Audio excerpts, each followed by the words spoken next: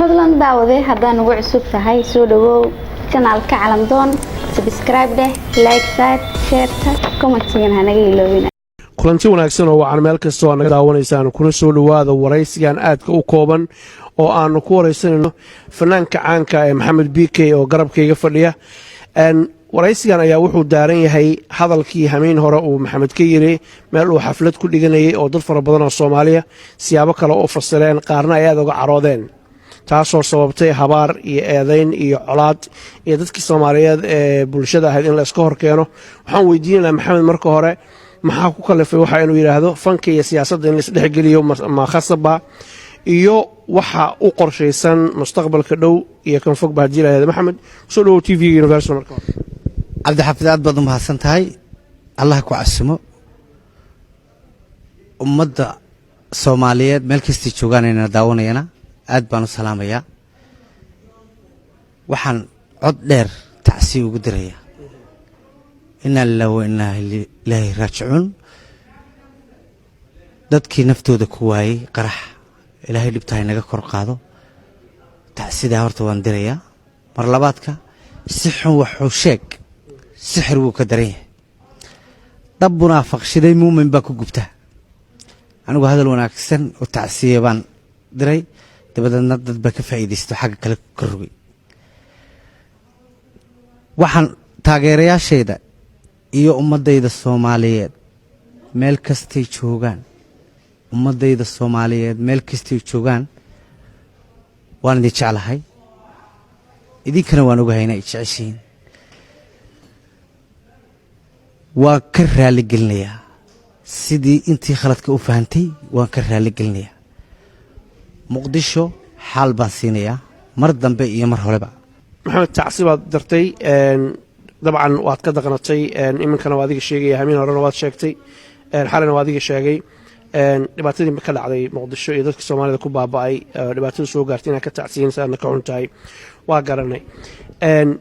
fanka iyo siyaasadda inaad isku dhaxoodimiyaa doonaysaa mise waxaad doonaysaa inaad kala weecisid si aan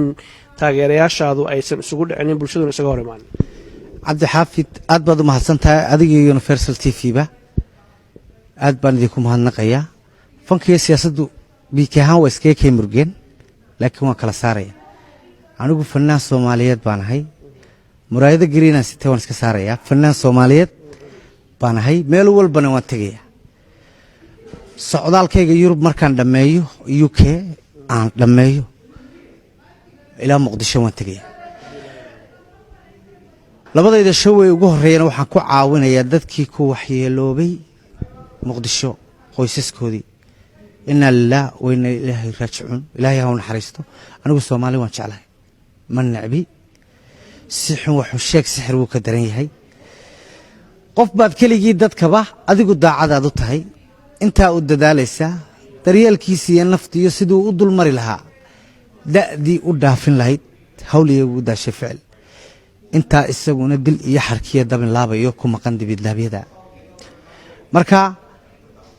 fanaanku qof markuu caan noqdo dhibaato ma waayo YouTuber sidaa wax xaganayad helaysaa beel si journal wax si khaldan loo gelinayaad arkaysaa laakiin qof la hadalaya waa qofkii jira in badan baan habaariyo wax arkay social media ma isticmaalo laakiin uurka iiga duceeya oo habaarkii duco iigu bedela inta la sii noolaanayaaba waa mudee anigu mar walba fanaan Soomaaliyeed baan ahay meel kasto Soomaaliyeed la ballan waxaan ku qaaday in labadayda adduunto ay uga caroodeen hadalkaagii siyaabo kala duwan baa loo fasiray bulshadii Soomaaliyeed oo aan is haysan ba dhibaato ay dhextaala fursad waxaan ku siinayaa sharciga dadka Soomaaliyeed ku daawanaya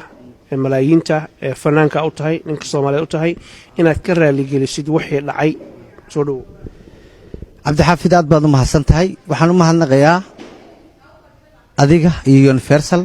Adnaan oo kabarday naga duubayo nin qaaliya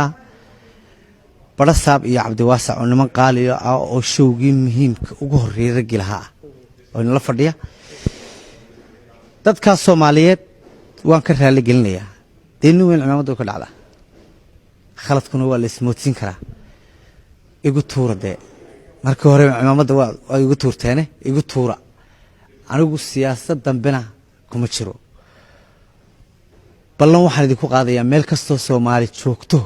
inaan idinku imaado waan idinka raali gelinayaa I love Muqdisho xalna waan siinaya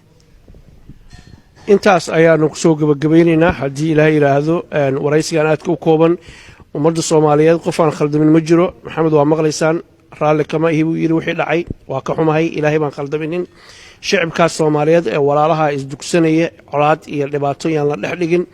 yaana laga faa'iideysan xumaan loo fasirin qof aan khaldaminin adduunka ma jiro walaalka hadduu raalli ku yiraahdo madaxa la saartaa aad baa u mahadsantihiin maxamed aad baad noo mahadsantahay thank you